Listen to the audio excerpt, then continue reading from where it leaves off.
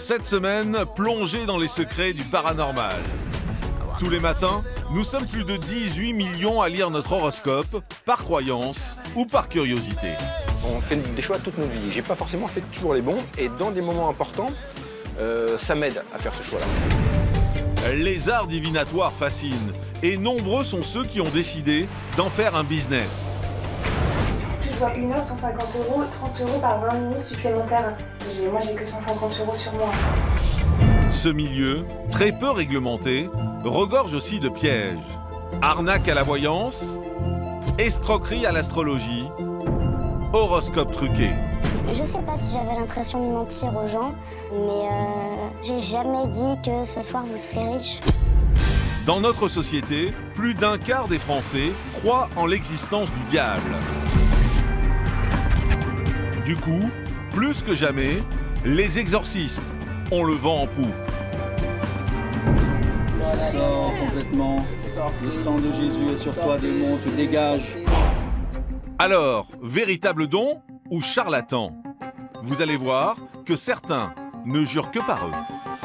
J'en peux plus, voilà. J'ai besoin de toi. D'autres, en revanche, ont vu leur vie basculer. Moi, j'ai fait une promesse à ma fille, que je vengerai toutes les personnes qui lui ont fait du mal.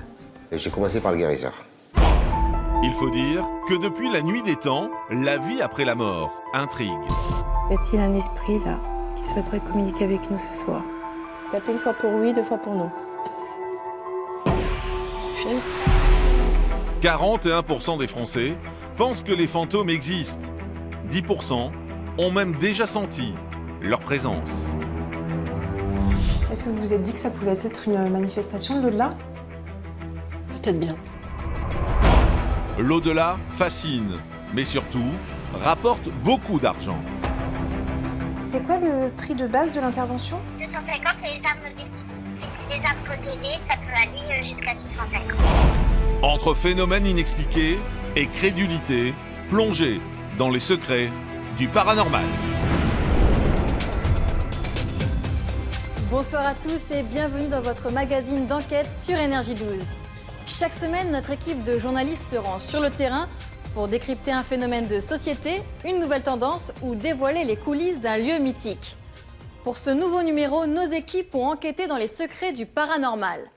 Vous allez voir que pour attirer dans leur filet les clients fans de surnaturel et de prévisions astrologiques, certains professionnels n'hésitent pas à flirter avec l'illégalité. Le matin, pour des millions de Français, c'est toujours le même rituel, la lecture de l'horoscope. Alors qui se cache derrière ces thèmes astro? Vous allez voir qu'il peut s'agir de vrais voyants, mais aussi de stagiaires sous-payés. Certains clients déboursent parfois des sommes astronomiques pour connaître leur avenir. Conséquence, les abus sont légion. Alors comment sont fabriqués nos horoscopes? Qui sont vraiment ces hommes et ces femmes qui lisent les astres pour nous? Et comment éviter les pièges? Dans les secrets de la voyance, prédire l'avenir ou s'enrichir, c'est une enquête signée Bérangère Weiss.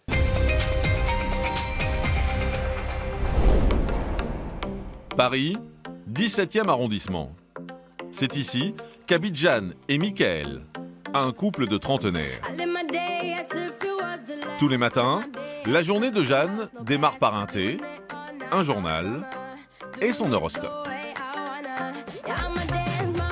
Alors, Gémeaux.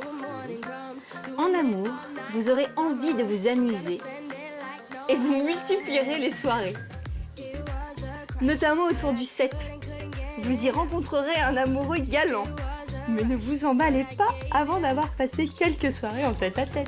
C'est-à-dire que le 7 novembre, je te plaque pour un... Attends, comment ils disent ça? Un amoureux galant. Attends, le tien. C'est plutôt un délire, en fait, de le lire. Je peux très bien le lire avec des collègues, voilà. On se retrouve avec un journal. Tiens, vas-y, lis-moi ton horoscope. Et puis on va... Quelque part, on va passer notre journée en fonction un peu de ce qui a été dit. Si dans l'horoscope, ça dit « Ah oui, vous allez avoir des difficultés aujourd'hui pour travailler », ah, bah, très bien, puisque je vais avoir des difficultés, alors comptez pas sur moi pour faire le boulot. Voilà, c'est plutôt ce genre de... Manipulation. Déjà, rien que ça, c'est bizarre. Pourtant, l'horoscope surprend parfois Mickaël lui-même. Au-delà de l'horoscope, Au-delà de l'horoscope, il y a ce côté il y a avec les signes. Je sais qu'à chaque signe, ils ont des caractéristiques. Moi, je suis lion ascendant Gémeaux, les Gémeaux ascendant Lion. C'est marrant, ouais. Et il y a des trucs quand même. C'est quand même dans les traits de caractère, dans la manière d'être, il y a des choses intéressantes quoi. Que moi, je fais ah ouais, c'est moi ça.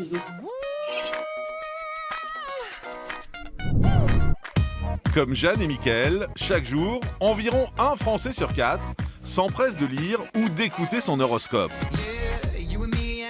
Que l'on soit fasciné ou simplement curieux, les arts divinatoires ne laissent pas insensibles. C'est pour ça que tout le monde va au moins une fois dans sa vie voir un médium ou un astrologue. C'est ça qui est étonnant. C'est un peu comme la lecture de Voici, vous voyez, le closer, personne ne lit, mais voilà, ça tire un tirage important. Voilà, c'est un peu le même principe. En matière de prédiction, il y a 2 grands courants. La voyance, supposée être un don divinatoire, et l'astrologie, qui serait une science basée sur le positionnement des planètes dans le système solaire. C'est une technique, parce que c'est quelque chose qui est relié aux éphémérides. C'est une discipline qui est proche des 100% d'efficacité. Prédire l'avenir serait également un business lucratif.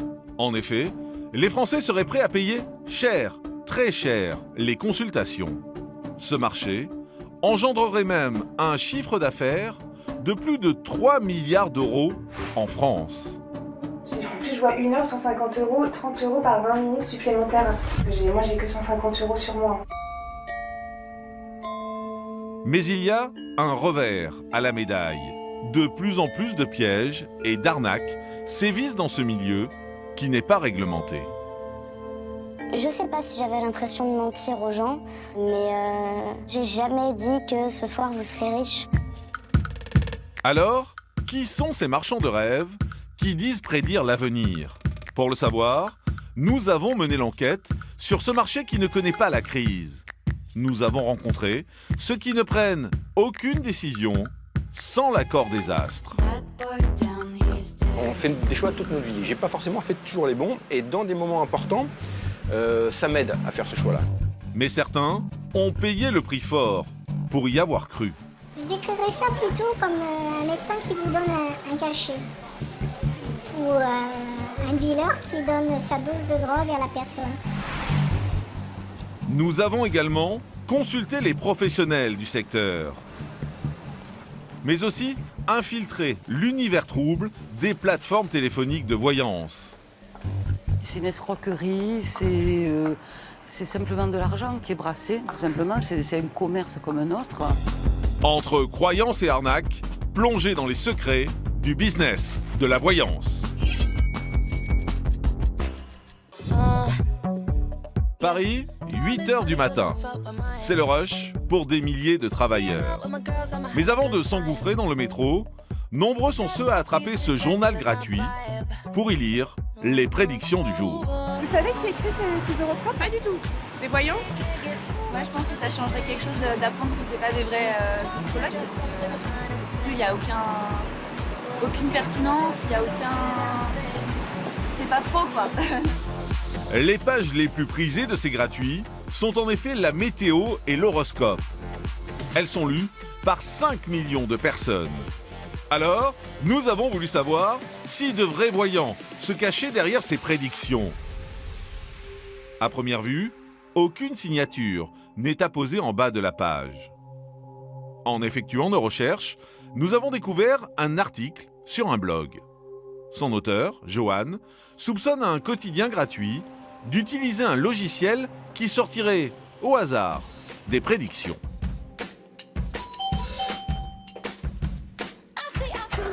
Bonjour.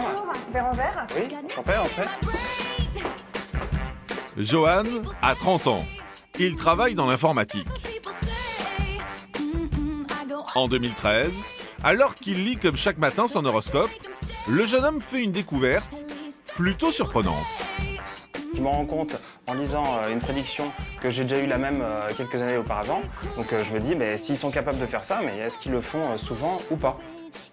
Le jeune homme commence alors par récupérer sur le site du quotidien l'équivalent de 4 ans d'archives, soit environ 1400 horoscopes.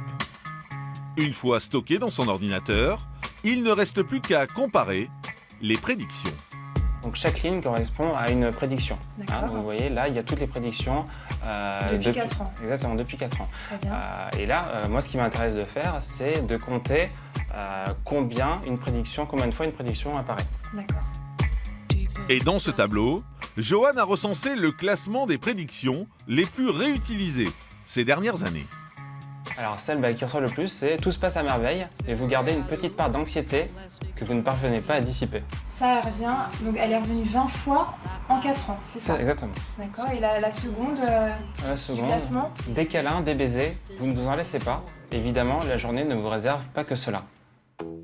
En 4 ans, il n'y aurait eu qu'une prédiction originale sur 10. Mais le jeune homme pousse la démonstration encore plus loin. Voici 2 horoscopes, parus à 1 an d'intervalle. Les prédictions sur la page de gauche sont reprises mot pour mot, à la virgule près, à droite. Toutefois, certaines précautions semblent avoir été prises. Faut pas que les gens comme ça aient des doutes que ça revienne trop souvent. Donc en plus de ça, ils ont changé à chaque fois le signe. C'est-à-dire qu'une personne, avant qu'elle retrouve sa même prédiction pour son signe, il peut se passer quand même un certain temps. Johan en est quasiment sûr. Cet horoscope serait l'œuvre d'un logiciel informatique. C'est la conclusion que j'obtiens effectivement. Si c'était complètement aléatoire, effectivement, il ne pourrait pas y avoir comme ça des répétitions entre les jours. Donc c'est quelqu'un qui s'amusait à faire des copier-coller à la rédaction du gratuit.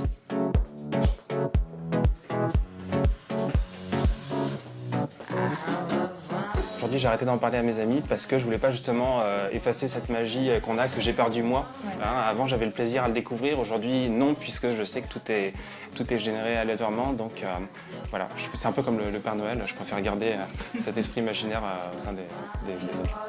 Alors, qui se cache derrière cet horoscope gratuit? Pour le savoir, nous tentons de joindre la rédaction du journal. Mais sans succès. Nous étendons alors notre enquête à la presse écrite féminine. Premier constat, il nous faudra écumer plusieurs journaux avant de trouver enfin un horoscope signé par un professionnel. Nous appelons la rédaction pour savoir comment l'astrologue travaille. C'est indépendant si vous voulez. J'écris ces trucs, moi je relis par-dessus son épaule, mais c'est lui qui... D'accord. Cette prévision.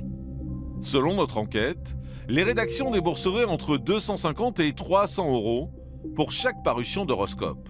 En revanche, le système est très différent concernant la version web des magazines. Pour faire des économies, ils ont décidé de ne pas payer un astrologue. Donc ils achètent des choses toutes faites, je ne sais pas, par des agences de contenu. Et là, on paye quelqu'un pour le réécrire parce que sinon c'est pas lisible. D'accord. Et où est-ce que le magazine achète les horoscopes? J'en sais rien, c'est pas moi. Juste à un moment, comme je suis éditeur, on m'a proposé de réécrire les horoscopes. Donc j'ai dit non. Mais qui sont vraiment ces fournisseurs d'horoscopes? Pour le savoir, nous contactons l'un d'entre eux. C'est nous qui fournissons quarantaine de quotidiens en France. On a un vrai service horoscope. On ne fait pas que ça d'ailleurs, mais bon, l'horoscope est une de nos activités. C'est des astrologues qui les écrivent, ça se passe comment? Oh, c'est parce qu'en fait, vous savez, ça fait 30 ou 40 ans qu'on fait des horoscopes. Alors bon, il y a aussi, un peu comme tout, on a des spécialistes de ça qui font ça tous les jours. Ce sont les salariés de notre société qui font les horoscopes, quoi. C'est des astrologues qui les écrivent? Impossible d'obtenir une réponse claire à cette question. Pourtant, selon nos informations, ces salariés ne seraient pas des astrologues. Parfait, c'est noté, merci. Au revoir. Parmi les clients de cette société, on retrouve de nombreux magazines connus. Si ces hebdos sont prêts à payer pour avoir des prédictions, d'autres ont trouvé un moyen bien plus économique, les faire rédiger par des stagiaires. Pendant 2 mois, cette jeune femme s'est occupée des horoscopes. Elle a accepté de témoigner sous couvert d'anonymat. Nous l'appellerons Florence. Les premières semaines, on a plein d'idées, on est hyper inventif, donc c'est marrant. Mais au bout de 2 mois, au bout d'un mois, on commence à se lasser et en fait, finalement, on se rend compte que très rapidement, on raconte la même chose. Enfin, sans s'en rendre compte, on ne le fait pas exprès, hein, mais on finit par raconter la même chose. Florence n'a suivi aucune formation pour étudier les planètes. Pourtant, chaque jour, elle jouait les apprentis astrologues dans une radio. Je ne sais pas si j'avais l'impression de mentir aux gens, non, parce que j'ai jamais dit que ce soir vous serez riche. Enfin, j'ai pas. De toute manière, c'est assez connu dans les horoscopes. On sait, on sait que si on cherche bien, c'est applicable à tout le monde. Souvent, hein, il y a peut-être des vrais horoscopes faits par des vrais astrologues. Je sais pas, mais on sait que la plupart du temps, c'est fait. Ça peut, si on cherche à ce qu'un horoscope nous corresponde, en général, il nous correspond. Et vous allez voir que l'astrologie, ce ne sont pas seulement des prédictions lues à la légère dans des magazines. Certains astrologues reçoivent leurs clients dans des cabinets. Mais que valent vraiment leurs prédictions? Enquête dans ce monde opaque.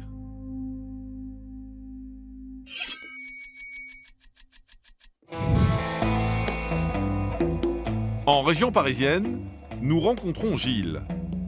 À 56 ans, ce directeur de clientèle est un homme sûr de lui. Et pourtant, chaque fois qu'il doit prendre une décision importante, il fait appel à un astrologue. Voilà, j'ai une proposition externe d'un emploi, j'ai 56 ans, je prends un risque. Alors c'est effectivement une proposition intéressante au niveau salarial. Maintenant, est-ce que c'est un risque important, mesuré? Et donc voilà, je vais le voir pour me dire, j'hésite. Moi j'hésite, je suis incapable de prendre ces décisions-là. La vie est faite de choix, ça, on fait des choix toute notre vie. J'ai pas forcément fait toujours les bons, et dans des moments importants, ça m'aide à faire ce choix-là. Nous suivons Gilles à Orgeval, dans le département des Yvelines. C'est ici qu'il a rendez-vous chez Jean Didier, son astrologue. Bonjour. Vous allez bien? Vous allez bien, vous? Très bien. Allez-y, installez-vous. Le professionnel commence par regarder le thème astral de Gilles. Avec cet outil, il prétend avoir une idée précise de ce qui va se passer dans la vie de Gilles pendant 1 an. Ça pourrait être aussi un changement de façon de travailler. Peut-être plus la même structure, peut-être une structure un petit peu moins importante, quelque chose de différent. Voilà, donc là, il y a quand même des choses sur lesquelles il faut faire attention, parce que Pluton, lui, il est un peu dévastateur. Hein. C'est-à-dire que quand il passe, lui, il fait du ménage. Pour sa consultation, Gilles débourse 150 €. À ce tarif, Jean Didier lui fait une analyse complète avec un jeu de tarot. C'est bien ce que je disais tout à l'heure. Là, c'est complètement marqué par rapport à ça. C'est-à-dire qu'on a le renouveau. Ça, c'est une faux. Donc, c'est le changement avec la roue. Donc, ces 2 cartes ensemble, elles marquent une transformation et un changement radical. Ça va revenir, ça peut s'arrêter. Je ne veux pas dire que c'est... Mais quand on demande à l'astrologue s'il influence Gilles dans sa décision, il s'en défend. Gilles va faire ce qu'il bon lui semble. Une fois de plus, moi je tiens à être précis par rapport à ça. Effectivement, on est plus un petit peu comme un conseiller, comme quelqu'un qui vient chercher des informations susceptibles de l'aider. Ces informations, il les écoute pas, il les prend en compte ou pas, mais il fait vraiment ce qu'il veut après, quoi. Le rendez-vous qui va venir avec ceux qui veulent me récupérer, je l'aurais pris peut-être d'une façon plus nonchalante. Là, je vais m'y intéresser sérieusement. La différence, elle va être là. Gilles repart satisfait, mais vous allez voir que pour d'autres, ces consultations ont ruiné leur vie. Parmi les différentes façons de prédire l'avenir, on compte également la voyance. Une des disciplines les plus prisées des Français, malgré son lot de charlatans. Nous décidons donc de nous faire notre propre opinion en allant consulter une voyante ayant pignon sur rue. Direction Paris, quartier de la Bastille. La voyante que nous allons rencontrer a fixé le prix de la consultation à 150 €. Nous décidons de nous y rendre en caméra discrète.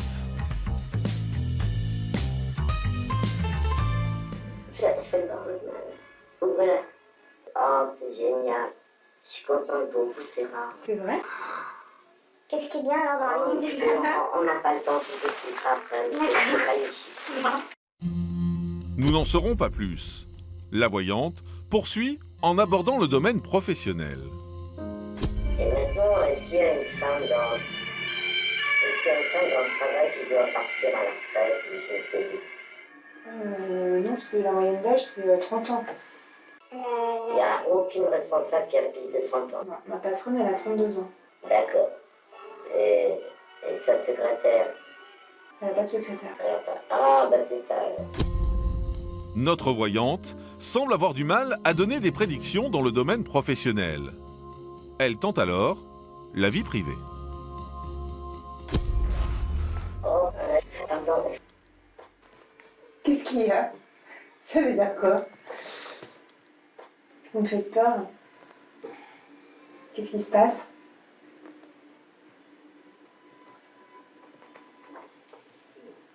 Et votre mari, il est en quel terme avec sa famille? Bon, s'il y a des hauts et des bas. Vous savez, moi, ce que je veux, c'est vous aider. C'est difficile pour moi aussi de tout dire à chaque fois. Ça me fait un peu mal d'expliquer des trucs un peu glauques à des jeunes personnes qui sont assez innocentes. Donc, quand je vous pose des questions, je connais la réponse, mais je veux savoir si vous êtes informés, en fait.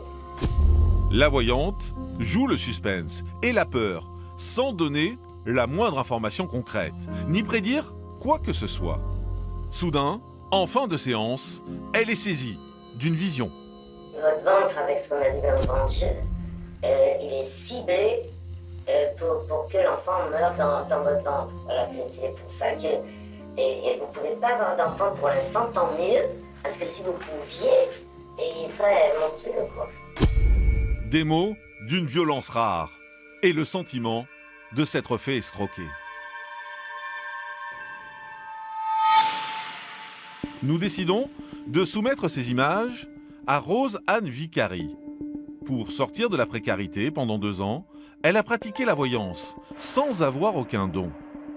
Prise de remords, à l'idée de gagner de l'argent sur la détresse de ses clients, elle dénonce aujourd'hui cette escroquerie. Bonjour Rosanne. Bonjour.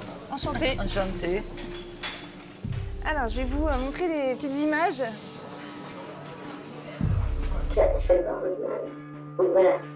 Oh, c'est génial. C'est la joie, l'espérance de savoir ce qu'elle va dire. Donc, vous allez rester. Elle vous tient. Qu'est-ce qui vous fait dire que... C'est une araignée, une veuve noire. Voilà, c'est une veuve noire. Une veuve noire qui va beaucoup trop loin. Vous ne pouvez pas avoir d'enfant pour l'instant, tant mieux, parce que si vous pouviez, il serait monstrueux, quoi. Elle absorbe la personne, donc elle va faire en sorte qu'elle dépende d'elle. En lui faisant peur, par les peurs, on sait que dans la politique, dans tous les trucs, c'est la peur qui tient les gens. Et donc là, c'est aussi la méthode qu'elle utilise. Elle est très dangereuse, ça c'est le point essentiel. Elle est très très très dangereuse. Elle doit avoir des personnes sous son emprise, ça c'est vrai. Et ça c'est grave. Absorber, faire peur, une technique classique pour les fausses voyantes qui cherchent avant tout à escroquer les clients. Il existe même aujourd'hui des professionnels qui disent pouvoir prédire l'avenir à distance, par téléphone ou encore via webcam. Alors, comment être certain de l'honnêteté de ces sites? Nombreux sont ceux à avoir fait de malheureuses expériences. C'est le cas de cette femme qui préfère garder l'anonymat. Nous l'appellerons Françoise. En 2010, après un burn-out, elle commence à consulter des voyants par téléphone. C'était un petit peu magique parce que c'est vrai que la plupart du temps, bon après à la fin non, mais la plupart du temps ça me faisait quand même passer mon angoisse sur quelques heures. Donc c'est magique comme si vous prenez un médicament ou comme si vous vous droguez pour penser à quelque chose. Voilà. Françoise commence par l'offre découverte de la plateforme. 10 minutes pour 15 €. Mais pour pouvoir profiter de cette offre, elle doit donner son numéro de carte bleue. On m'a assuré que c'était quelqu'un, que c'était des gens sérieux, et il m'assurait qu'il prenait mes coordonnées de carte bancaire, mais il ne les enregistrait pas. Il me disait que c'était juste une machine qui tapait les numéros. J'ai vu par la suite, par l'expérience, que c'était pas le cas, puisqu'après ils sont servis de mon numéro. Françoise commence alors à tomber dans une forme d'addiction. Elle appelle 3 ou 4 fois par semaine, surtout la nuit. Je décrirais ça plutôt comme un médecin qui vous donne un cachet, ou un dealer qui donne sa dose de drogue à la personne. Parce que quand je les appelais, le plus souvent, ils voulaient me redonner un autre rendez-vous quelques jours après en disant écoutez, je vais voir dans les cartes, donc je vais vous donner rendez-vous, comme ça on pourra faire le point dans quelques jours. Françoise dépense sans compter 1 000 € en moyenne par mois, jusqu'au jour où elle ne peut plus payer son loyer. Elle appelle alors le service comptabilité de la plateforme de voyance pour trouver un arrangement. J'ai eu presque l'impression qu'à un moment donné, c'était une atteinte à la dignité. Parce que moi, je téléphonais, j'étais plus ou moins en pleurs, j'étais implorante, j'étais comme quelqu'un qui veut sa dose, quoi. Et elle me parlait en disant « Mais madame, on a déjà été très commerçant avec vous, on vous parle comme un chien. » Françoise a alors l'impression que la société a abusé de sa faiblesse. Afin de comprendre de l'intérieur les méthodes de cette société, nous décidons de nous y faire embaucher. Nous postulons au poste de secrétaire. Un poste qui consiste à vendre les forfaits aux clients. Direction le sud de la France, où la responsable en personne nous reçoit. Le client appelle un cabinet de voyance. À nous, effectivement, de le satisfaire à l'instant T. Puisque la voyance est un achat d'affection.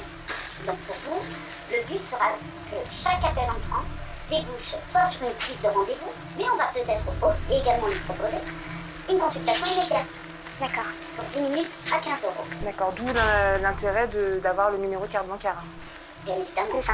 Le but, pour vous comme pour nous, c'est que vous vendiez effectivement de mieux en mieux, de la main sur l'autre. Vendre toujours plus, mais est-ce au détriment du client? La société est suspectée d'abuser de la naïveté des gens. Et visiblement, Françoise ne serait pas la seule victime. Comme le confirme Maître Panon. Sur son bureau, une vingtaine de témoignages d'autres victimes. Elles auraient vécu la même mésaventure. Le véritable filon de cette plateforme de voyance, c'est l'exploitation de la détresse humaine. Pour ne pas employer de grands mots, mais il n'y a pas autre chose à dire, c'est vraiment ça. L'exploitation de la faiblesse des gens qu'elle transforme, qu'elle parvient à transformer en dépendance.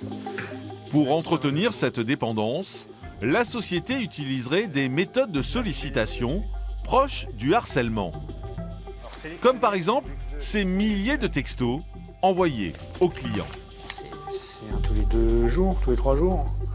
Bonjour, c'est Steve, super nouvelle, Laurent, j'ai tiré la carte de l'étoile pour vous. Elle annonce beaucoup de choses positives pour cette année, surtout en amour. Je dois vous donner tous les détails, rappelez-moi vite au 04, etc. C'est inclus dans votre forfait, à tout de suite. Je le prends vraiment au hasard. Bonjour Laurent, c'est Steve, je dois vous mettre en garde, je ressens que vous êtes en train de passer à côté de quelque chose, c'est vraiment dommage, mais tout n'est pas encore perdu, je vous aide à y voir plus clair au 04. Plusieurs clients se sont d'ailleurs regroupés et ont déposé plainte au parquet de Grasse. Si les faits sont avérés, les dirigeants de cette société risquent une peine de prison et une interdiction d'exercer. Au revoir, madame. Merci. À bientôt, je vous tiens au courant. Au revoir.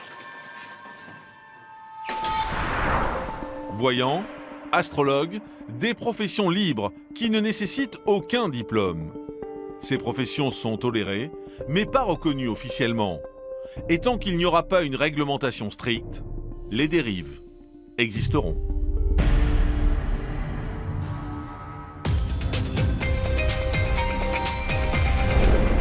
Qui ne s'est jamais senti victime du mauvais œil? Un Français sur 2 serait superstitieux. Alors pour chasser l'infortune, les méthodes ancestrales reviennent en force. Dopées par Internet, les consultations d'exorcistes et de sorciers ont pratiquement doublé en 30 ans. Et dans ce monde opaque, les dérives sectaires ne sont jamais bien loin.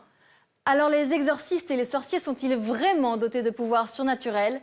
Peuvent-ils vraiment éloigner les forces maléfiques ou sont-ils au contraire dangereux? Dans les secrets des gourous des temps modernes, c'est une enquête signée Nabila Zaknoun et Bérangère Weiss. Nous sommes en Suisse, à Annemasse, une petite ville tranquille de 30 000 habitants. Ici, la vie est paisible, mais au premier étage de cet immeuble se déroule un rituel étrange. Bien, alors on va commencer le combat spirituel. Donc, vous chassez vos démons, vous prenez autorité contre les démons qui vous oppressent. Alan Rich, 59 ans, pasteur autoproclamé de l'église évangélique, démarre sa séance d'exorcisme. Tu es vaincu, tu dois Ce partir. rituel, historiquement institué par l'église catholique, permettrait de chasser les démons à l'aide de prières et de la Bible. Sors. Sors au nom de Jésus, sors des muscles, sors. C'est comme les gladiateurs. Il n'y a qu'un seul vainqueur et celui qui a perdu, il est mort. Sors par la bouche au nom de Jésus-Christ. Sans douleur, sans douleur, sans douleur. Sors, dégage, dégage. Sors de cette gorge. Sors, sors. Et j'ai détruit toute œuvre mauvaise qui est là. Sors. Démon de sorcellerie, sors. Dépêche. Sors. Sors de ta cachette, esprit de serpent, esprit de démon. Il faut les faire partir au nom de Jésus-Christ. Il est déjà midi. Oui, ça va vite hein, quand les démons ils partent. On va faire donc l'offrande. Hein. Mettez donc ce que vous voulez mettre, le montant que vous voulez. Du portique, donc... Pour ce désenvoûtement, chaque participant a payé 20 €. Mais à la fin de la séance, Alan Rich les invite gentiment à faire un don à l'association dont il est le fondateur. Qui veut prier pour les offrandes?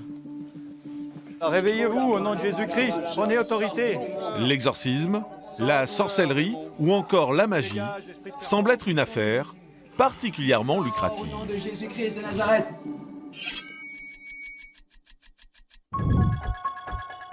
Selon plusieurs enquêtes, plus d'un quart des Français croient en l'existence du diable. Et 1 sur 2 serait superstitieux. Il y a dans notre esprit, quel que soit notre niveau intellectuel, une envie de croire. Et pour chasser le mal, les méthodes ancestrales reviennent en force. À commencer par l'exorcisme. Institué en 1614, ce rituel a été rendu célèbre par un film d'horreur.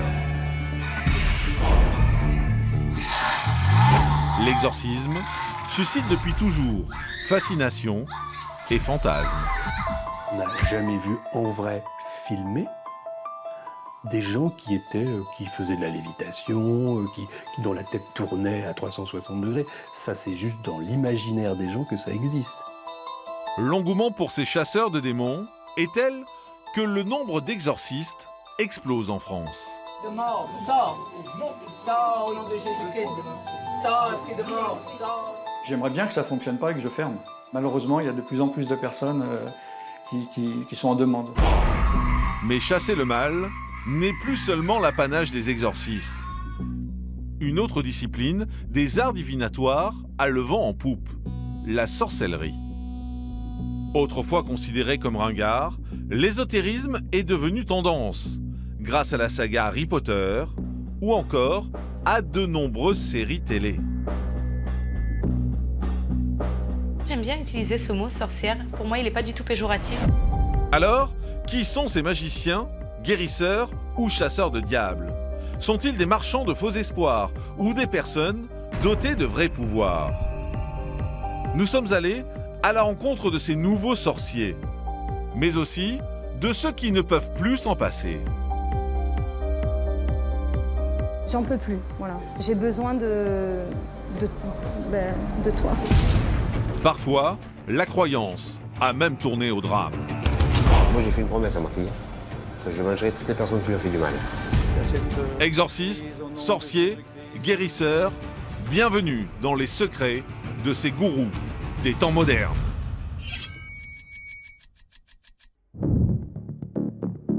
Notre enquête, dans l'univers obscur de l'exorcisme, démarre par de nombreux refus.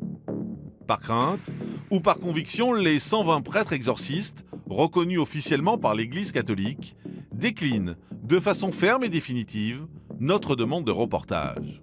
Le seul à accepter de nous rencontrer, c'est Alan Rich, autoproclamé pasteur évangéliste. Sa bonne parole, il la prêche sur Internet depuis 8 ans. Jésus, je t'ordonne. Oui, tu sors, tu continues de sortir dans le nom de Jésus-Christ. Sors. Cet exorciste 2.0 comptabilise plus de 30 000 abonnés sur sa chaîne web. Des vidéos vues plus de 10 millions de fois. Bonjour. Bonjour. Bienvenue au Porte de Salomon. Merci. Pour Alan, tout démarre dans sa jeunesse. Il connaît une série de malchances et pense que c'est l'œuvre des forces maléfiques. Moi-même, donc, j'étais possédé et on a chassé des démons hors de moi. Et j'en ai été délivré. Donc, je savais que c'était vrai, puisque je l'ai vécu. Alan Rich a vécu cet exorcisme comme une renaissance. Il décide alors de vouer sa vie à Dieu, et plus spécifiquement, à la traque des démons.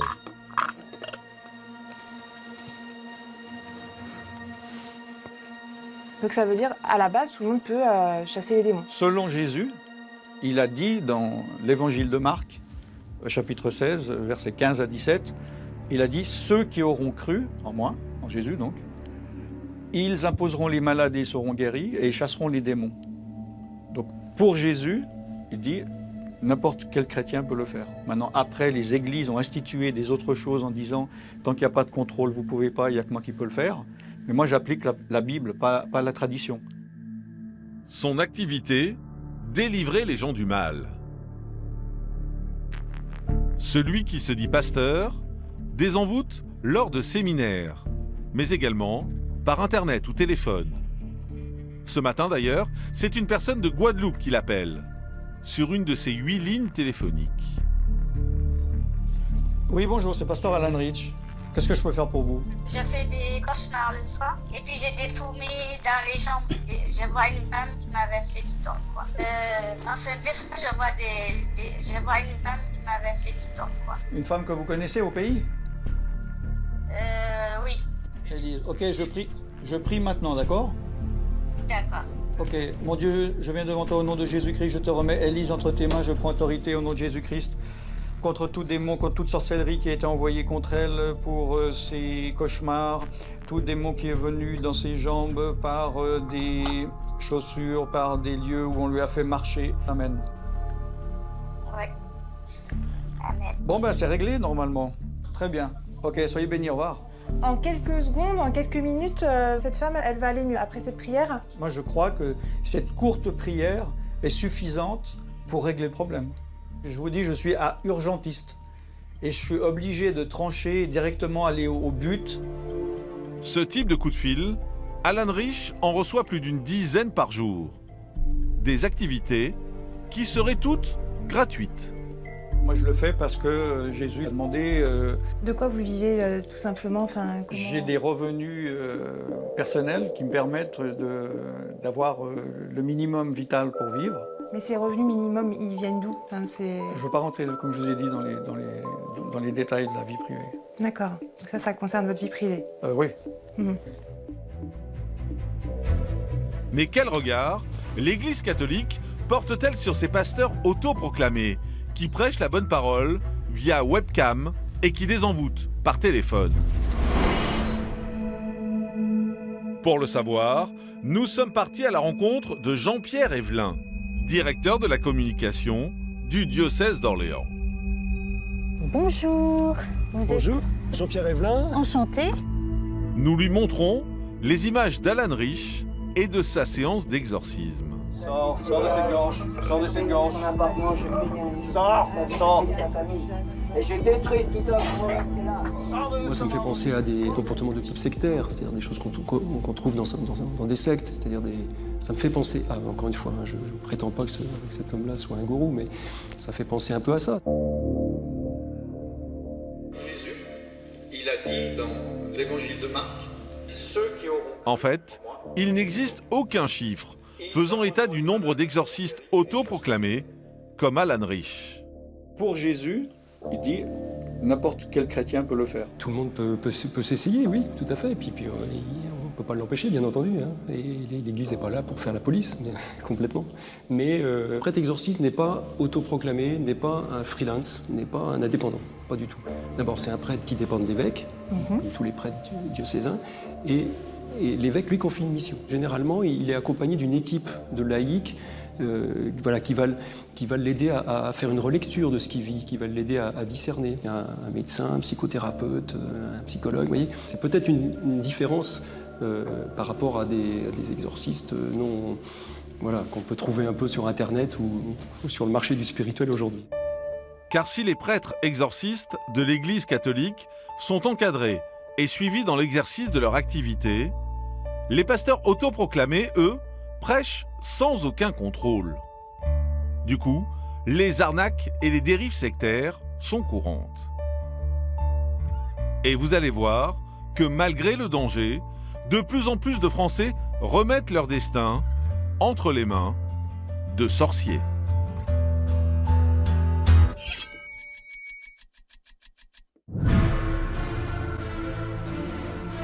Boule de cristal, médaillon magique, les Français en sont tous fous. 1 sur 4 dit même croire à la sorcellerie. Je pense que ça existe. En plus, dans ma culture, beaucoup de sorcellerie. Donc, j'y crois. J'y crois pas. Et j'ai un porte-bonheur sur moi en permanence que je porte et que je retire jamais, même quand je me lave. Et je pense que vraiment, il me porte bonheur. Alors, mythe ou réalité?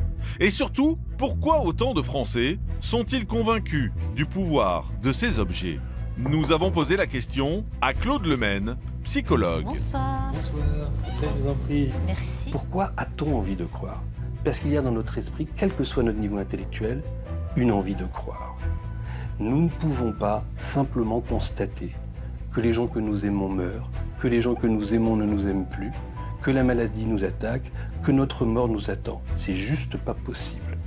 Donc nous avons besoin de croire dans une vie après la mort, l'amour éternel, tout ce qui nous permet d'avancer. Est-ce que vous pensez qu'il y a un profil type? Alors effectivement, ça s'adresse à des esprits qui ne veulent pas réfléchir, qui ont juste besoin de systèmes qu'ils maîtrisent, qui leur permettent de garder le contrôle sur leur vie en achetant des grilleries ou des petits objets. Croire pour garder espoir. Les porte-bonheur sont même devenus un accessoire de mode tendance. À tel point que les boutiques ésotériques se multiplient dans l'Hexagone. Mais que proposent-elles vraiment? Et surtout, à quel prix? Pour le savoir, nous en avons visité plusieurs en caméra cachée.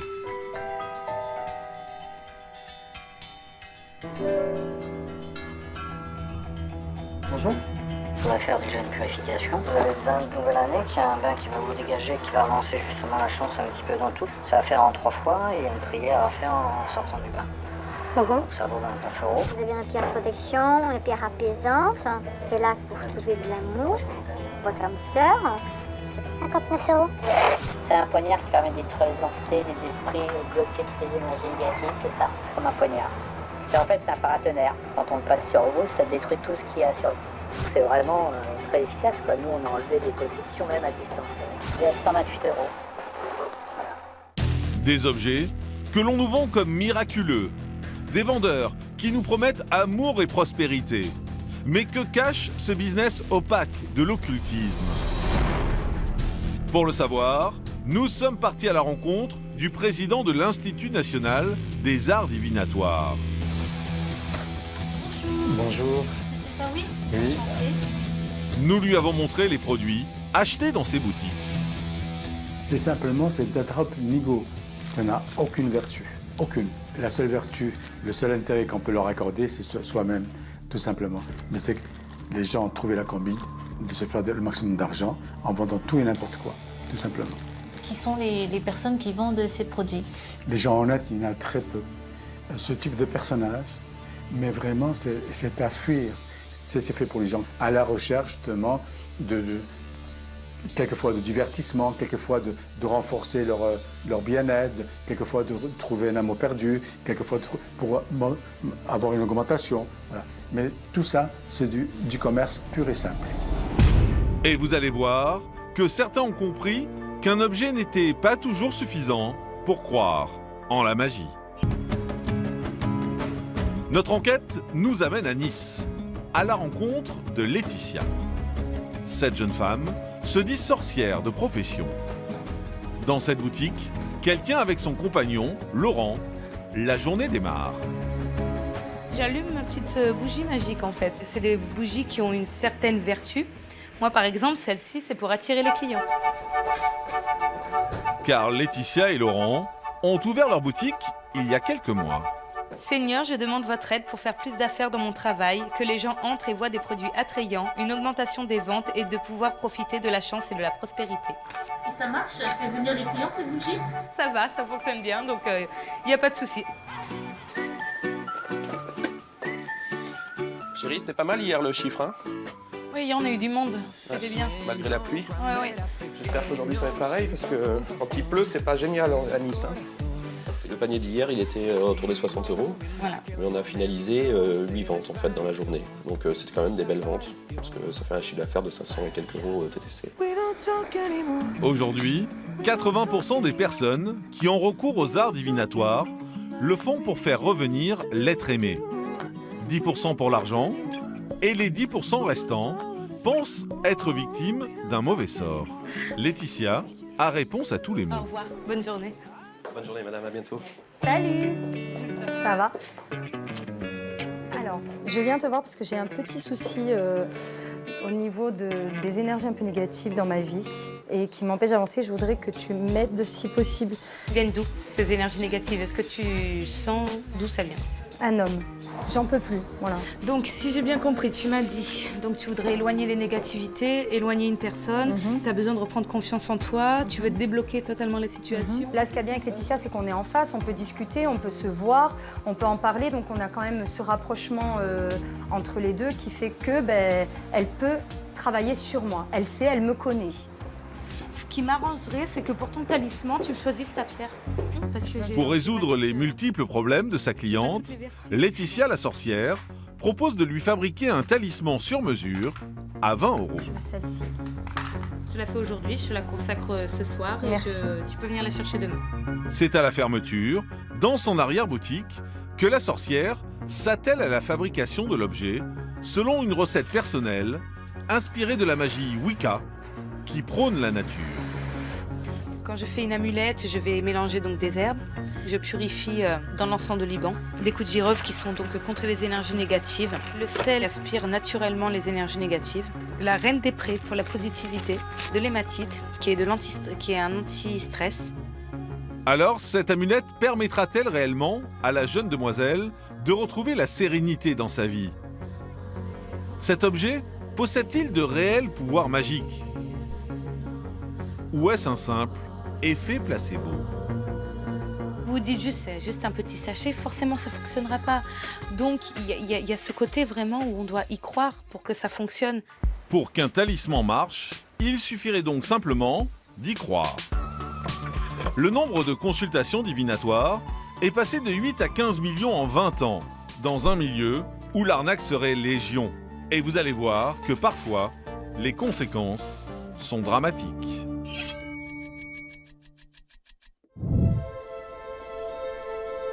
Nous sommes dans le sud de la France, à Villeneuve-sur-Lot. Valérie et Jean-Marie Vignola ont connu un drame terrible dans leur vie. En 2005, on découvre à leur petite fille une tumeur au cerveau.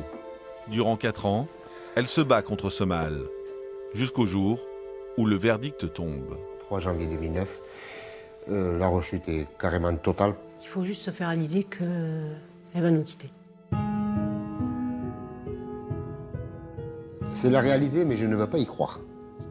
Je me mets un voile devant moi. Je me dis, c'est pas possible, je ne peux pas perdre un enfant comme ça. J'ai essayé de... Je sais pas, comme ça, en parlant avec ma sœur, elle m'a dit, oui, j'ai entendu parler d'un guérisseur qui était capable de faire des miracles parce qu'il a sauvé un gosse de 13 ans. Carrément, il lui a sauvé la vie. Je dis, donne-moi ses coordonnées. Désespérés, refusant de croire en la fatalité, les parents font appel à ce guérisseur. Ils rencontrent la petite Laura à plusieurs reprises et rapidement lui redonnent espoir. Il a commencé à lui poser les mains sur sa tête. Il avait une chaîne autour qu'il a détachée qui lui faisait tourner autour de la tête. Il lui a bien expliqué que la boule qu'elle avait dans la tête, la tumeur, il allait la sécher, qu'elle diminuait. Et elle était au paradis. Merci, tu vas reprendre l'école tout à fait normalement, tu seras plus malade, tu vas pouvoir partir en vacances. Il nous a vendu vraiment du rêve. Vous étiez sensible au paranormal, vous croyez à toutes ces choses-là? C'est pas une question qu'on croit, c'est que quand on vous annonce que votre fille, on peut rien faire, et qu'une autre personne vous dire comme ça, je vais sauver votre fille, quand on est parent, vous voulez entendre que les bonnes paroles. Et c'est pour ça qu'on est allé vers lui, malheureusement. Le guérisseur aurait même demandé à la famille de Laura d'arrêter les soins. Après réflexion, le couple refuse. Malgré tout, ils sont prêts à dépenser sans compter pour qu'elle guérisse. Il m'aurait demandé 5 000 €, j'aurais donné 5 000 €. Ils n'auront le temps de lui verser que 300 €. Car en l'espace de 3 semaines, l'état de santé de la petite fille se dégrade. Son cerveau s'éteint, il n'y a plus d'espoir. Et elle était branchée. Et donc je voyais toujours son cœur battre à fond. Parce que je lui disais qu'il fallait qu'elle reste. Et le médecin m'a dit, tant que vous ne lui direz pas de partir, de faire dodo, elle va tenir rien que le cœur tenait en fait. Et on lui a tous dit de faire dodo, son frère, son père et moi. Et là, elle s'est éteinte.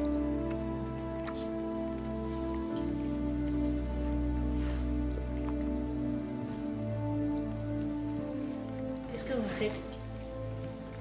Moi, rien, je fais rien. Je laisse passer le temps, jusqu'aux obsèques. Je laisse passer. Et après les obsèques, moi j'ai fait une promesse à ma fille, que je vengerai toutes les personnes qui lui ont fait du mal. Et j'ai commencé par le guérisseur. Au lendemain des obsèques, ce couple décide de poursuivre le guérisseur pour escroquerie, abus de faiblesse et exercice illégal de la médecine. Après 4 ans de procès, il est condamné à 2 ans de prison avec sursis, 3 ans de mise à l'épreuve, assorti d'une interdiction à vie d'exercer la profession de magnétiseur.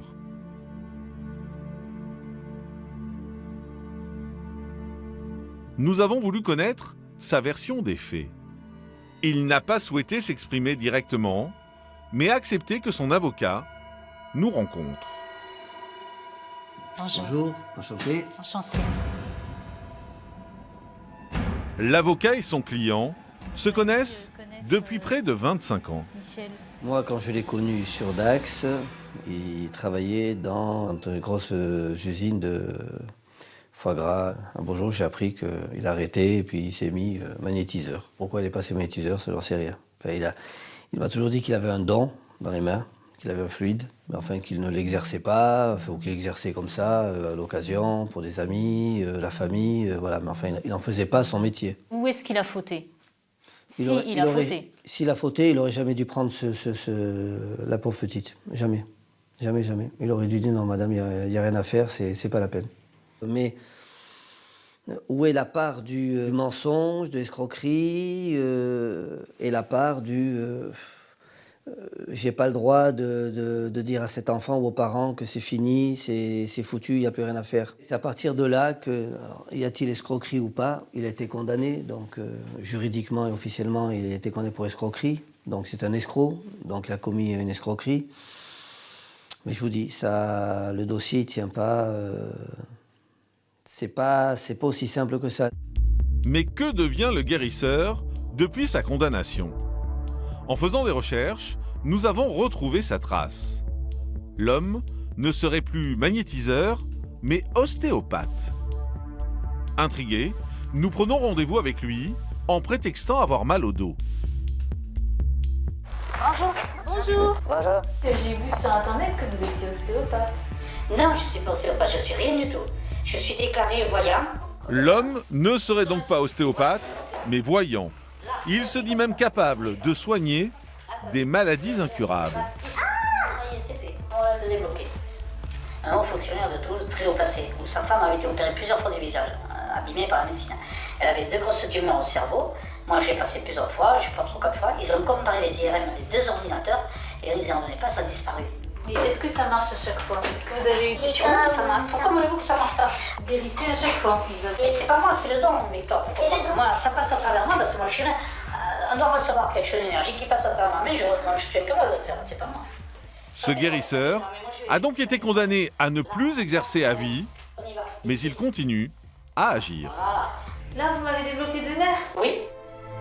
En exerçant ainsi devant notre caméra cachée, l'homme risque désormais de la prison ferme. À la fin de notre enquête, force est de constater que les charlatans sont de plus en plus nombreux. Difficile de discerner où est le don et où est l'arnaque. Guérisseurs, exorcistes, sorciers en tout genre semblent avoir encore un bel avenir devant eux.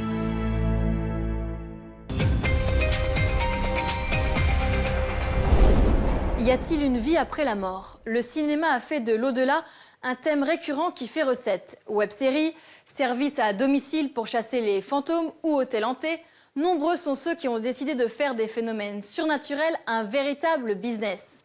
Vous allez voir que ces dons parfois troublants se monnaient très cher. Alors le surnaturel et l'argent font-ils bon ménage? Les médiums ont-ils de véritables flashs ou sont-ils des charlatans? Dans les secrets des médiums et chasseurs de fantômes, quand la mort rapporte, c'est une enquête signée Bérangère Weiss.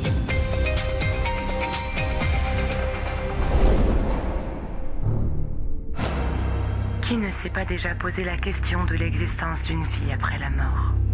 Que devient-on quand on passe de l'autre côté? Nous sommes The Believers. The Believers, autrement dit, ceux qui croient.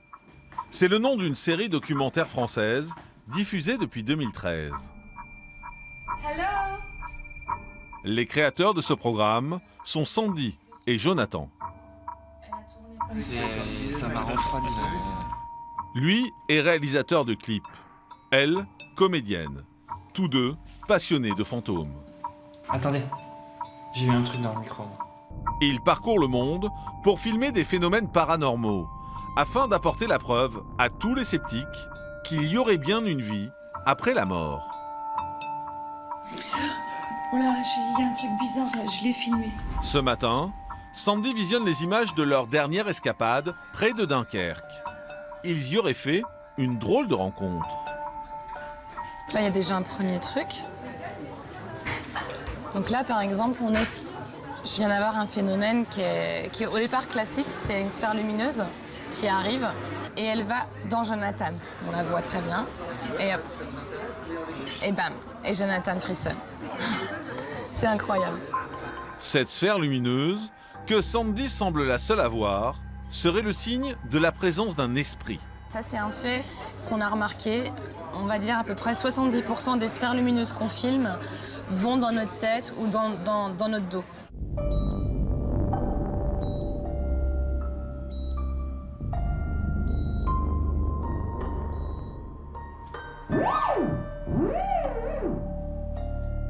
Leur série documentaire rencontre un vrai succès.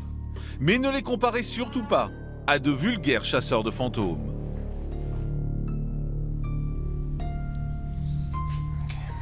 On est des enquêteurs du paranormal et jamais on sera des chasseurs de fantômes. Nous, on leur dit bonjour, on leur souhaite bienvenue, on essaye de collaborer avec eux. Mais après qu'on soit partis, ils peuvent rester, il n'y a pas de problème. Alors, la vie après la mort existe-t-elle vraiment? Ou faut-il se méfier de ceux qui en font un business?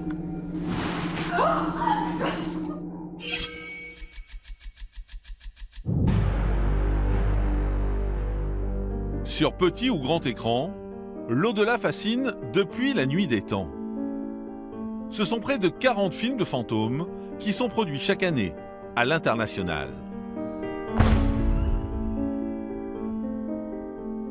maison hantée, vraiment, ça fait partie du cinéma fantastique depuis les origines quasiment du cinéma. C'est un thème très fort parce que tout le monde se pose la question de savoir s'il y a quelque chose après la mort et s'il y a une vie après la mort. 41% des Français croient en l'existence des fantômes et 10% d'entre eux auraient même déjà ressenti leur présence. Est-ce que vous vous êtes dit que ça pouvait être une manifestation de l'au-delà ? Peut-être bien. Nous avons mené l'enquête et nous sommes partis à la rencontre des médiums qui disent communiquer avec les morts. J'ai des images qui défilent en permanence pendant que je vous parle. J'ai des messages pour vous, j'ai des messages pour la personne qui nous filme. À un moment donné, vous ne vous êtes pas dit c'est mon cerveau qui me joue des tours ou je suis peut-être fou ou, Oh si, mon Dieu, si, je me le suis dit. Parfois je me le dis encore. Alors, les médiums ont-ils un véritable don? Ou abusent-ils de la crédulité des gens? C'est quoi le prix de base de l'intervention? 250, c'est les arbres des arbres possédés, ça peut aller jusqu'à 650.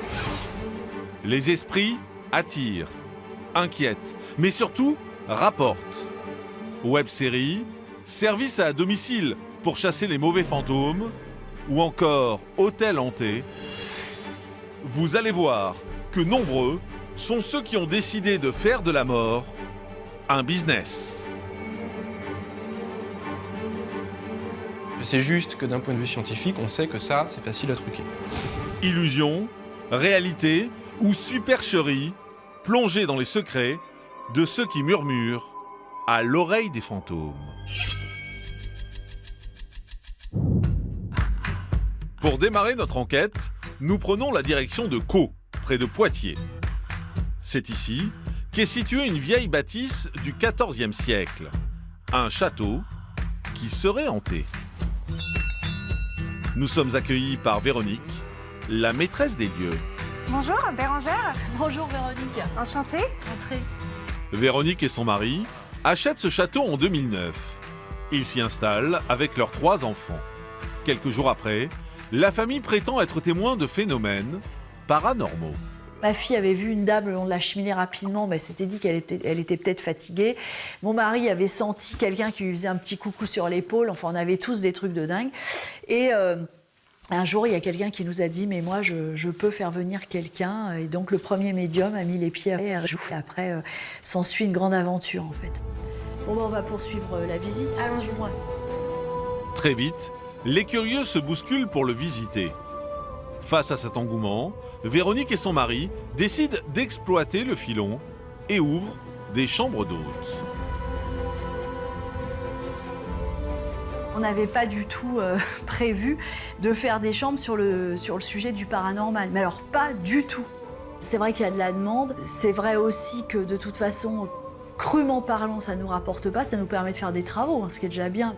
Pour l'instant, les gens s'intéressent au para. Bon, c'est vrai que le paranormal, tout ça, c'est un petit peu à la mode. Mais enfin, si demain, il n'y a plus trop d'intérêt pour ça, je vous ferai c'est cuit.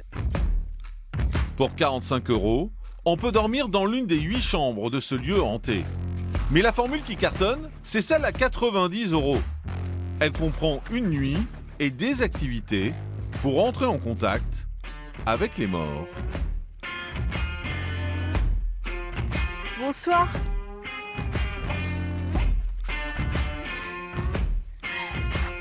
Ça va? Ouais, bon. Bon, bah écoutez, rentrez. La plupart des clients sont des habitués. Il y a Tony, 22 ans, accompagné de ses 2 amis, Victor et Jérémy. J'ai toujours envie d'en savoir plus sur ce château, sur l'histoire du château. Je suis assez passionné par ce domaine, le paranormal, qui est un mystère aujourd'hui. Donc je reviens ici pour avoir encore un peu plus de preuves.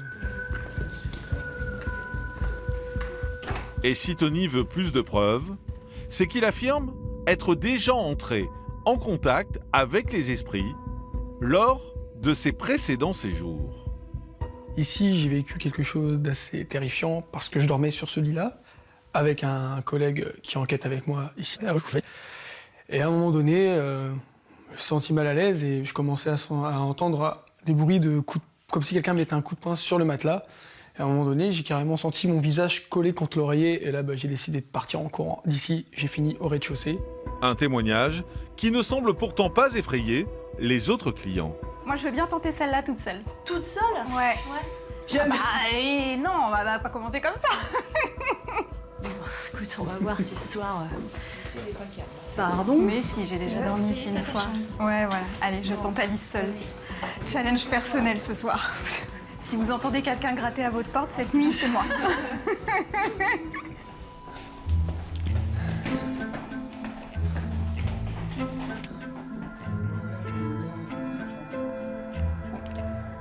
Ça vous va?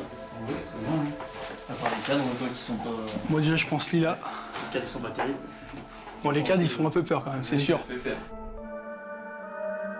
Il est 22h, la première activité programmée peut commencer. Une séance de guéridon. Le principe consiste à s'asseoir autour du meuble, d'y placer ses mains et de poser des questions aux personnes défuntes.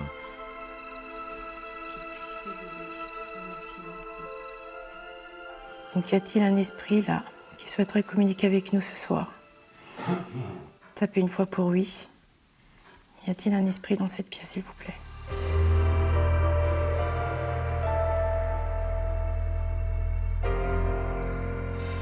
Combien vous êtes? Tape le chiffre exact. Au bout de 5 minutes environ, le guéridon commence à bouger.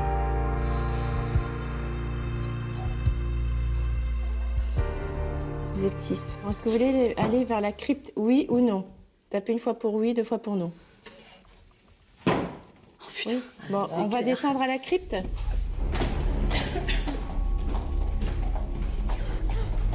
Est-ce que vous êtes bien ou vous êtes là-haut? Est-ce que vous êtes bien?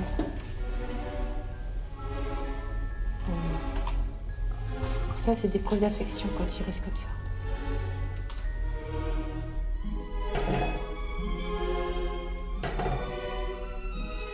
On sent vraiment qu'il y a quelque chose qui échappe complètement au contrôle du toucher. Ah oui.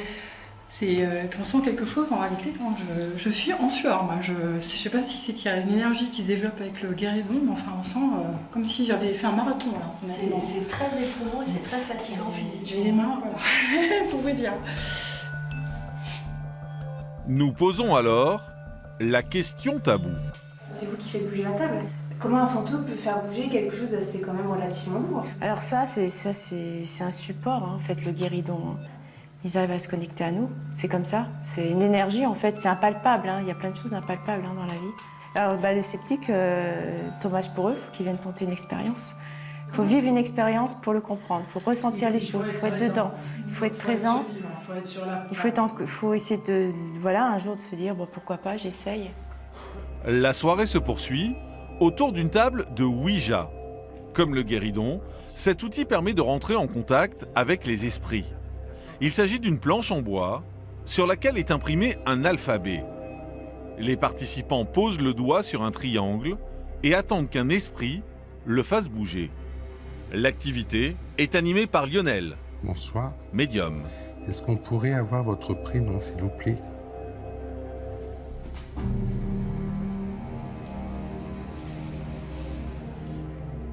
M.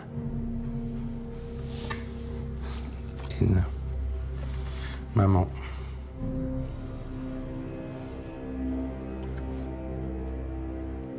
Lionel. Donc c'est moi, Lionel. Donc c'est ma maman. Oui, je sais que c'est toi.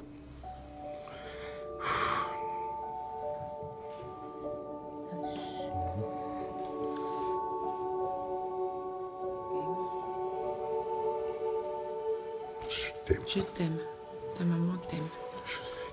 Maman est morte il y a 35 ans. Et j'avais 11 ans et demi. C'est à chaque fois une même émotion pour moi, parce que du coup j'avais 11 ans et demi quand elle est décédée, que je m'en suis jamais remis, quoi.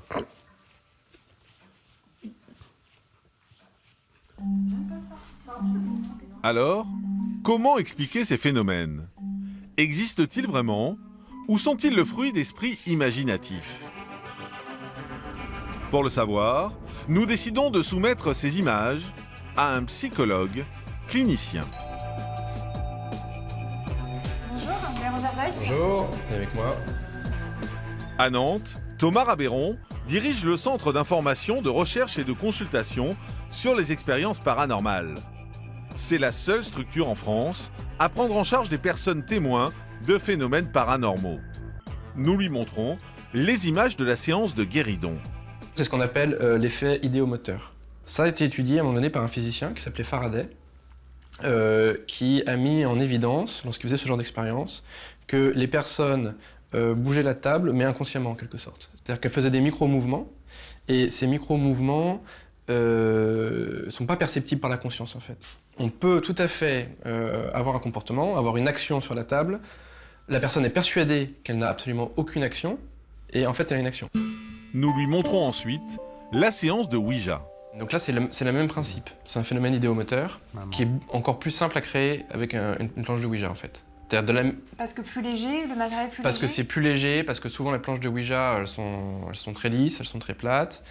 Là, j'ai l'impression qu'il y a plus un leader, j'ai l'impression que c'est le monsieur, là. Alors, je sais pas le monsieur qui est c'est. médium. Il y a 2 médiums autour de la table. Voilà. Bon, alors moi, j'ai l'impression que le médium, quand même, là, pareil. Quand moi, spontanément, je regarde sa manière de bouger, le déplacement, il a toujours le doigt dessus, et il est toujours dans un axe qui fait qu'il pourrait avoir cette action, inconsciente ou consciente, je sais pas, les deux sont possibles, qui va bouger le petit triangle, en fait. Je connais pas le médium, donc je sais pas quelles sont ses intentions et je sais pas ce que lui a à l'esprit, mais je sais juste que d'un point de vue scientifique, on sait que ça, c'est facile à truquer. À ce jour, aucune étude scientifique n'a prouvé qu'il y aurait une vie après la mort.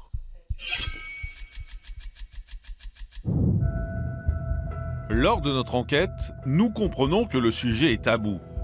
Rares sont les témoins de ce type de manifestation à vouloir s'exprimer devant notre caméra. Une mère de famille accepte finalement de nous parler. Direction Châteauneuf de Gadagne, dans le Vaucluse. Bonjour. Bonjour Florence. Bérengère. Bonjour. Enchantée. Moi de même. C'est ici que vit Florence, 38 ans. En 2001, elle s'installe dans la maison de famille de son mari. Très vite, elle se dit témoin de phénomènes étranges. Il est à peu près 3 h du matin, on dort et on entend en fait la télé. Donc on s'est levé, on l'a éteinte une fois. On s'est recouché et quelques minutes après, ça s'est reproduit. À ce moment-là, le chien aussi s'est mis à aboyer, qui était donc à l'intérieur de la maison. Et d'un coup, les machines se sont mises en route. Les lumières ont commencé à s'allumer, s'éteindre, s'allumer, s'éteindre. Franchement, c'était toute la maison qui faisait un petit concert. Florence parle d'objets qui disparaissent, de portes qui claquent, de sensations des trépieds. Mais ce n'est pas tout. J'étais donc avec un de mes enfants donc, dans la chambre. Lui-même l'a vu également. On a vu une sorte d'halo de lumière en fait, qui traversait donc, tout le haut de la chambre. Et c'était où exactement dans la chambre? C'était à quel niveau? Ça a démarré en fait, au niveau du plafond et ça a fait tout le tour en fait, du plafond. Est-ce que vous vous êtes dit que ça pouvait être une manifestation de l'au-delà? Peut-être bien. Depuis, elle craint la présence de fantômes dans sa maison. Aujourd'hui, elle décide de faire appel à une professionnelle. Bonjour Lilou. Bonjour Florence. Lilou est médium. Son intervention, selon elle, consiste à communiquer avec les esprits pour connaître leurs intentions. Déjà, je suis rentrée dans la maison, il n'y a pas quelque chose de négatif, quelque chose qui puisse vous faire du mal ou quoi que ce soit. On est vraiment sur des esprits, en fait, bienveillants. Comment vous allez rentrer en contact avec ces entités? On est un canal, en fait, on est un récepteur. Donc, il n'y a pas de... C'est eux qui viennent à nous. Donc, je ne peux pas vous dire comment on va créer un contact ou quoi que ce soit parce que c'est eux qui viennent. Donc, on n'appuie pas sur un bouton, on ne met pas on-off. Ils viennent et nous, on donne après des explications ou des messages. La mère de famille amène alors la médium dans la chambre où elle aurait vu un halo de lumière. Rapidement, Lilou évoque la présence de l'esprit de la mère de Florence, décédée il y a 3 ans. Il y a votre maman qui est présente. Votre maman avec un fort caractère, avec beaucoup de charisme, avec une force de parler. Enfin voilà, on sent que c'était une femme qui avait qui était très autoritaire. Enfin, je sais pas, sa façon de parler, elle est tac, tac, tac. J'arrive pas à trouver les mots pour vous exprimer. Puis moi, en même temps, je suis connectée, donc c'est difficile pour moi. Mais est-ce que vous comprenez ce que je veux vous dire? Aucun doute, elle a bien décrit le caractère de ma mère, oui, tout à fait.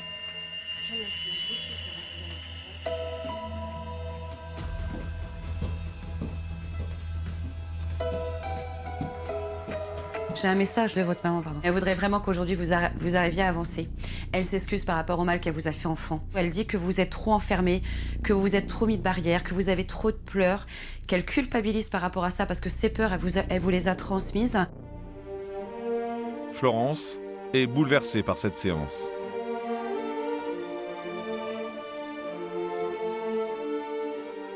Ça fait du bien de savoir en fait que ma mère est près de moi. J'ai compris le message et puis je comprends mieux maintenant tout ce qui s'est passé et je vais essayer je vais vivre avec. Pour ce genre d'intervention, Lilou ne demande aucune rémunération. Mère au foyer, elle dit ne pas monétiser son don.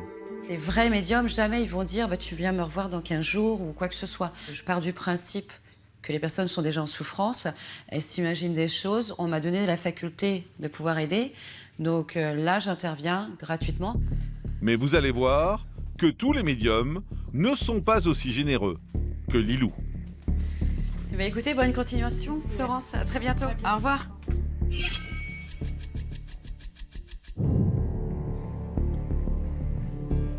Nous avons décidé de téléphoner à plusieurs médiums, avec la même demande que Florence, à savoir désenvoûter notre maison.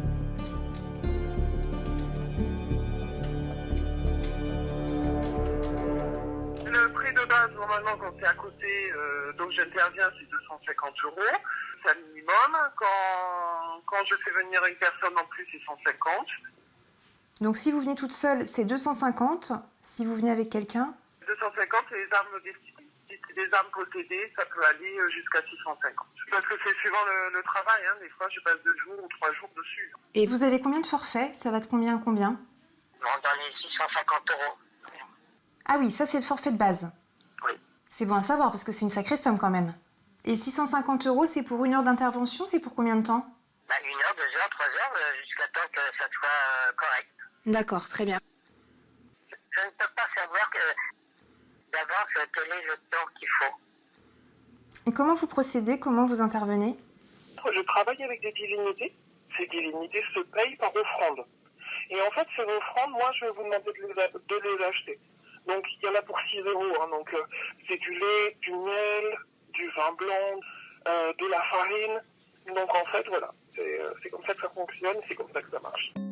Vous allez voir que face aux escrocs, certains se battent pour dépoussiérer l'image de la profession et montrer que les médiums honnêtes existent. Et c'est sur Internet que cette petite révolution est en marche.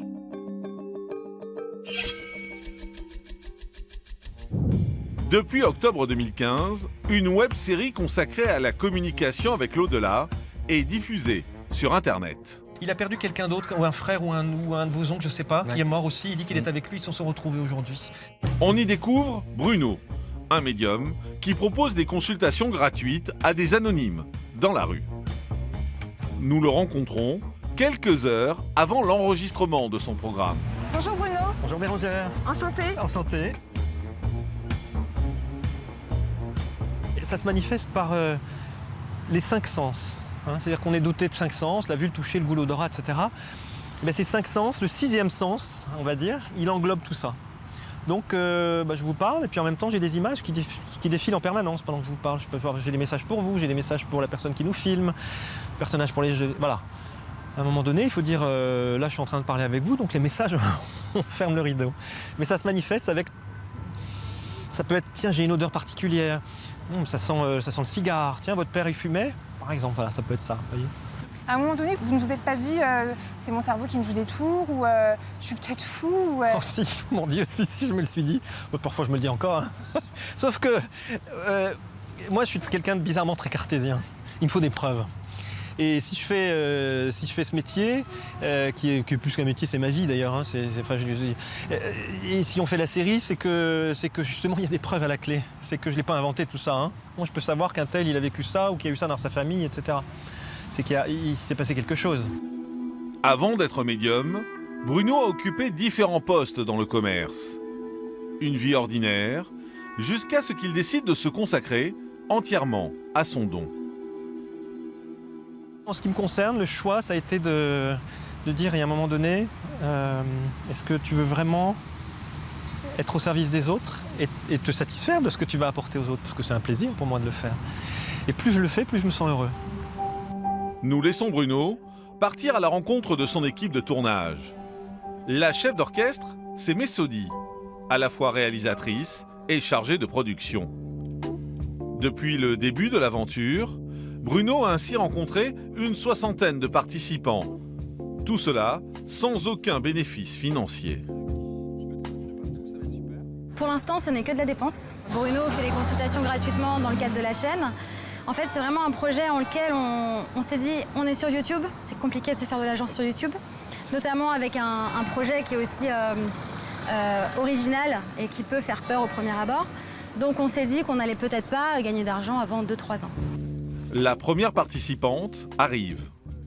Bruno, lui, se prépare et se concentre à quelques mètres. Vous savez quoi des participants là, que vous allez rencontrer? Ah, aucune idée, je ne sais même pas combien il y a personnes cet après-midi. Donc on ne m'a rien dit, on ne me dit jamais rien de toute façon dans cette série. C'est un peu une prise de risque aussi pour vous? C'est toujours une prise de risque, mais c'est voulu. Hein. C'est vraiment de ne connaître personne, de vraiment être dans des conditions où je revois la personne pour la première fois. Jamila ouvre le bal. Ce n'est pas la première fois qu'elle rencontre un médium. Aujourd'hui, elle vient chercher des réponses sur l'au-delà. Je suis plutôt à convaincre, je suis assez sceptique, donc je voudrais voir si voilà, il a vraiment cette capacité et du fait, si jamais il est en contact, bah voilà, ça me convaincra qu'il y a une vie après la mort, probablement. Première. Bonjour. Bruno. Jamila. Jamila. Alors moi j'ai vraiment une problématique de respiration et de vertige et de... À qui c'est lié ça? Et j'arrive pas à savoir si c'est votre papa ou votre maman. Justement. Probablement mon père, parce que c'est lui que j'ai assisté en fait jusqu'à la mort. Ouais. C'est quoi ces espèces de vertiges et on a l'impression qu'il perd la notion du temps ou du parce que là je suis un petit peu dans. J'ai l'impression que je suis. Il avait Alzheimer. Ouais. Ok. Allez, ouf. Ah oui, ça vient de passer. Ok, je suis en train d'avoir l'information. Ok, ça y est, c'est passé. Non, je n'ai pas plus d'infos. Oh, c'est passé super vite. Il y a un prénom avec un F. C'est quoi le prénom avec un F? Mon fils. Comment il s'appelle? Fauzi. C'est son deuxième prénom. Mais c'est lié à un autre prénom de la famille, ce deuxième prénom? Non, en fait, pourquoi il a été choisi en particulier? Parce que en fait, c'est son grand-père, du coup, donc votre papa qui il en parle. l'appelait de son deuxième prénom et pas de son premier prénom. Voilà. En fait, il était très proche de lui. Vous voyez, tout à l'heure, là, j'ai eu un petit moment d'absence. C'est parce que j'étais en train d'essayer de comprendre ce qu'il était en train de me dire. Après une demi-heure de consultation, c'est l'heure du débriefing. Je suis beaucoup moins sceptique, mais en même temps, pas complètement convaincue. C'est une bonne carte de visite, finalement, ce programme pour vous. Est-ce que vous le direz comme ça? Pour moi, personnellement, je ne sais pas. C'est une très bonne carte de visite pour le projet qui est vraiment que ça puisse toucher le plus grand nombre de personnes. Oui, ça, c'est une excellente carte de visite. Ça, c'est sûr. Ça permet à un maximum de gens, même si les gens ne viennent pas me voir, moi, personnellement, au moins, c'est une carte de visite pour cet univers-là, qui est tellement méconnu et tellement jugé. Voilà. Aujourd'hui, 1 jeune sur 2 croirait au phénomène surnaturel. L'émergence d'une nouvelle génération de chasseurs de fantômes, de médiums, mais peut-être aussi de victimes.